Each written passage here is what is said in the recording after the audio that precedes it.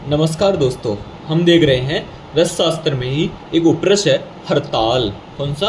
हरताल। तो हरताल के बारे में बात करते हैं तो येलो आर्सेनिक होता है। क्या होता है? येलो आर्सेनिक, क्योंकि इसका कलर येलो कलर का होता है इसलिए येलो आर्सेनिक बोला है। और रेड आर्सेनिक किसको बोला गया है? मनशिला को। इसका केमिकल फॉर्मूला AS2S3। 3 को कैसे याद रखेंगे? S2 किसका होता है? मनशिला। AS2S3 किसका होता है? हरताल का। तो इस 3 को याद रखने के लिए ताल, हरताल, ताल यानी 3, तैसे 3 याद रखिएगा तो इसमें 3 आएगा। तो इसमें भी आर्सेनिक और गंधक का यौगिक है। सांद्र अम्ल यवक्षार और अमोनिया में घुल जाता है और इसको जलाएंगे तो गंधक और लहसुन से गंध आती है। गंधक और लहसुन की गंध आती है इसके अंदर। बात करें इसका, देखो प्राकृतिक और कृत्रिम दोनों रूपों में ये हमारे पास मिलता है। तो बात करें इसके कृत्रिम निर्माण के बारे में, तो कृत्रिम निर्माण में आप संख्या और गंधक का योग करवाएंगे। किसका? संख्या और गंधक का संयोग करवाएंगे तो आपके पास ये हरताल बनेगा। इसलिए इसे मलगंधज भी कहते हैं। इसलिए इसको क्या कहते हैं? मलगंधज भी कहते हैं। क्या कहते हैं इसको? मलगंधज। अब बात करें इसकी हार्डनेस की 1.5 से 2 तक होती है और स्पेसिफिक ग्रेविटी 3.5 होती है, जो आपकी हरताल और मनशिला की most of the time same होती है। बात करें इसके इतिहास की, तो इतिहास में ये चरक संहिताओं में आदि में इसका वर्णन मिलता है। हमारे को संहिता ग्रंथों में चला आ रहा है, चिकित्सार्थ उपयोग होता रहा है। बात करें इसके पर्याय के बारे में, तो पर्याय जो बोला गया, मैंने बताया इसका मलगंधज बोला गया है, एक याद रखिएगा। दूसरा इसको वंगारी बोला गया है क्योंकि ये वंग का मारण करता है, वंग का नाश करने वाला होता है, वंग का शत्रु होता है, इसलिए किसको क्या बोला गया है? वंगारी बोला गया है। एक बोला गया इसको नटभूषण, नटमंडक, क्या बोला गया है? विड़ालक, विड़ालक। पितनक और पिंजर भी बोला गया है, क्योंकि पितनक और पिंजर इसीलिए बोला गया है क्योंकि इसका कलर के आधार पर, ये पीले कलर का होता है इसलिए इसको पितनक और पिंजर बोला गया है। शैलूषभूषण, शैलूषभूषण। वंशपत्रक, क्योंकि पत्रों के रूप में होता है, पत्र के रूप में होता है इसलिए वंशपत्रक भी इसको बोला गया है।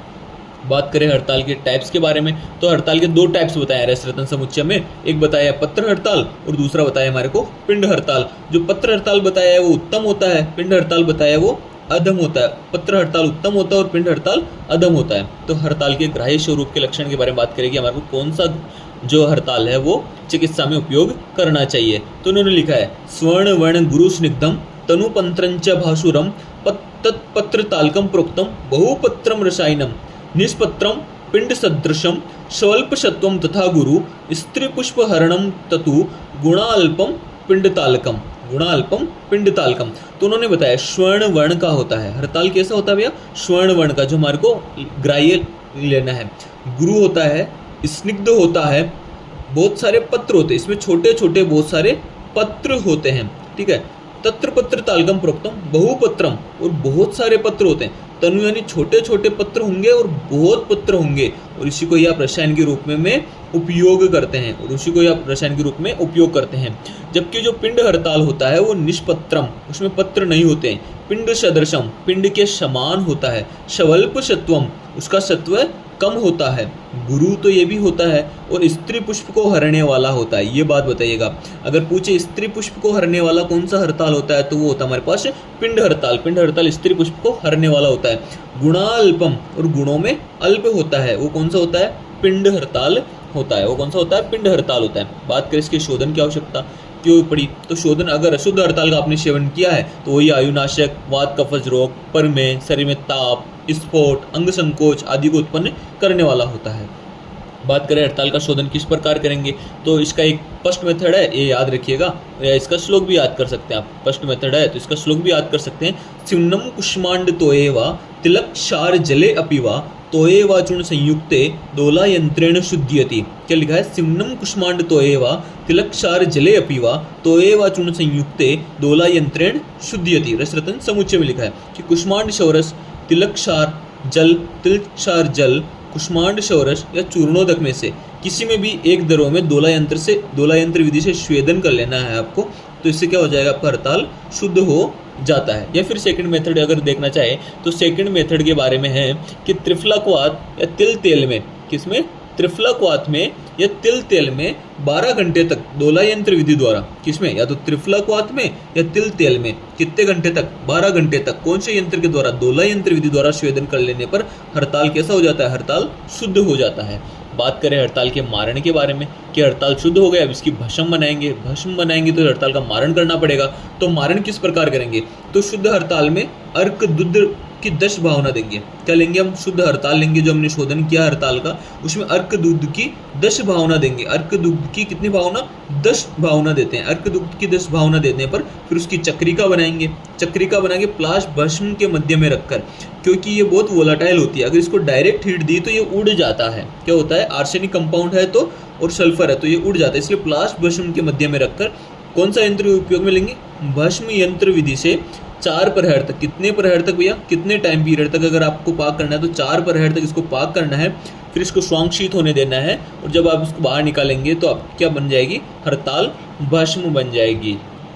हम देखते हैं कि हड़ताल की भस्म परीक्षा कौन सी होती है, निर्धूम भस्म परीक्षा होती है, क्योंकि इसको अग्नि पर डालने पर यह धुआं उत्पन्न नहीं करता है।